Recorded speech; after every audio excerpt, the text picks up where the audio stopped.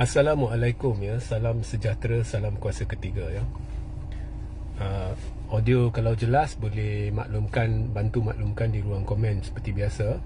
Share ramai-ramai dan juga sertai Telegram saya ya, Regi Jesse Ritaudin. Ada permintaan untuk saya komen kenyataan Presiden UMNO Zahid Hamidi yang telah dibawa oleh beberapa media ya, utusan Malaysia, barisan berita harian dan sebagainya, di mana Zahid secara am memberitahu bahawa Barisan Nasional mampu raih lebih banyak kerusi. Dia tak kata, well actually bergantung kepada media mana yang awak rujuk ya. Contohnya kalau awak rujuk berita harian, tajuk dia BN mampu raih lebih banyak kerusi pada PRU 16 jika berjaya mengenepikan perkara-perkara remeh ya. Saya baca ya, Zahid yang juga Timbalan Perdana Menteri berkata kejayaan itu juga boleh dicapai sekiranya gabungan itu dapat terus memperkukuh semangat serta mengenepikan permasalahan sesama parti komponennya. Kalau BN bekerja keras, strategi pilihan raya disusun dengan baik dan bla bla bla lah. So kalau bergantung pada media mana yang awak baca, ada yang mendakwa dia kata boleh raih lebih banyak kerusi, ada yang kata dia kata boleh menang besar.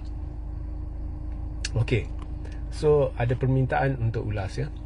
Sekarang ni kalau awak pergi ke Google search lah, kalau awak pergi ke Google search dan awak type sana PRU 16, kemudian awak pergi ke berita atau news ya, yang atas sekali kenyataan hari ini, BN menang besar PRU 16 jika isu bilik tidur tidak dibawa keluar hari ini ya, utusan Malaysia.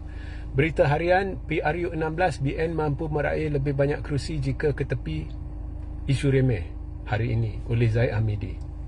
Kemudian Sinar Harian, tak mustahil menang besar PRU 16 jika momentum PRK Mahkota diteruskan. Ini seminggu lepas. Siapa buat kenyataan? Fuad Zarkashi. Kemudian Astro Awani, PRK Mahkota, formula terbaik kerjasama BNPH menang PRU 16. Ini 3 minggu yang lepas. Siapa yang cakap? Ini tak silap saya, yang ni Liu Chin Tong ya, daripada DAP ya. So DAP pun dah cerita. Kemudian seterusnya berita harian, BN perlu kekal bekerjasama hadapi PRU 16 satu bulan yang lepas. Lagi satu, formula perpaduan Sinar Harian, formula perpaduan perlu digunakan dalam PRU 16 3 minggu yang lepas. Siapa yang cakap? Saifuddin Nasution. Saya baca lagi, Astro Awani 2 minggu lepas, kejayaan pembangunan Sabah jadi kayu ukur pada PRU 16. Siapa yang cakap? Rafizi Ramli. Okey, awak boleh baca seterusnya, banyak lagi, 3 minggu lepas, 4 minggu lepas. 21 Ogos saya dah beritahu PRU 16 akan diawalkan. Itu jangkaan saya. Sebenarnya PRN Sabah akan diawalkan dulu, kemudian seterusnya PRU 16. Mengapa? Anda scroll ke bawah, anda cari tajuk-tajuk berkaitan, anda pergi rujuk ya, live berkenaan, anda akan dapat tahu apa yang saya cerita. Sebab kalau nak cerita lagi satu live setengah jam ke 20 minit ke 1 jam ke ya, so awak scroll ke bawah, dalam 2-3 minggu ni ada live berkaitan PRU 16. Tajuk dia ada PRU 16, anda pergi rujuk. So PRU 16 akan diawalkan. Okey, awak rujuk juga live saya semalam, ulasan penuh berkenaan dengan perbelanjawan 2025 ya. Saya akan buat ulasan ketiga, tapi tak tahu bila lah ya. So of course Zahid akan beritahu BN akan menang besar. Adakah BN akan menang besar?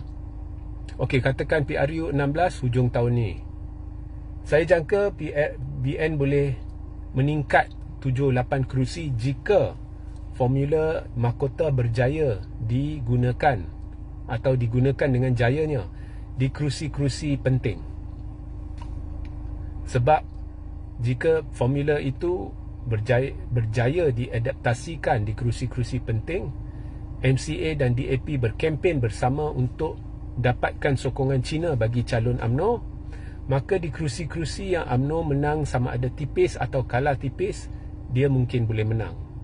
So kalau tahun ini saya jangka 7 hingga 8 kerusi meningkatlah Barisan Nasional. So daripada 30 mungkin jadi 37, 38. Kalau tahun depan mungkin meningkat lagi kepada 45. Itu jangkaan kami lah. Okay. So perikatan tidak akan bentuk kerajaan kalau PRU tahun ni ke tahun depan ke 2026 ke, berdasarkan gerak-geri gabungan itu yang ketandusan strategi, yang tidak mampu untuk menarik pengundi atas pagar Cina. Dan sudah wujud sekarang pengundi atas pagar Cina. Sebenarnya buat kali pertama sudah ada tanda-tanda pengundi atas pagar Cina. Maknanya mereka tidak begitu suka lagi PH. So kalau PRU 16 berlaku, saya jangkakan sokongan Cina terhadap PH akan merosot, tetapi tidak cukup untuk ganggu-gugat kekuatan DAP maupun PKR maupun amanah dari sudut sokongan Cina. Namun saya tak terkejut kalau PH dapat tambahan 4-5 kerusi atau sekurang-kurangnya 3 kerusi ke apa ke, sebab sokongan Melayu terhadap PH daripada UMNO. Tapi itu belum teruji lagi, kerana sokongan Melayu terhadap UMNO pun sedikit. So PN akan kekal dengan sokongan Melayu dia, tetapi sebab faktor Cina di kerusi-kerusi yang ada pengundi Cina yang agak ramai, UMNO ada peluang, ya. So itu komen saya lah. Bagi mereka yang tak percaya PRU diawalkan, awak boleh lihat frekuensi atau kekerapan kenyataan-kenyataan dibuat berkenaan dengan PRU 16 bukan oleh saya, tetapi oleh UMNO, DAP, PKR, ya. Kalau PRU 16 betul-betul tahun 2028, pelik kan? Sekarang ni dah banyak cerita PRU 16, ya. So itulah, ya. Itu komen saya berkenaan dengan kenyataan Zaid Amidi. Babak BN menang besar tu bohonglah. Menang besar bohonglah. Tapi kalau tajuk dia contohnya berita harian, BN mampu raih lebih banyak kerusi, mungkin. Tapi mereka kena pastikan formula mahkota boleh diimplementasikan dengan jayanya di kerusi-kerusi target. Okey.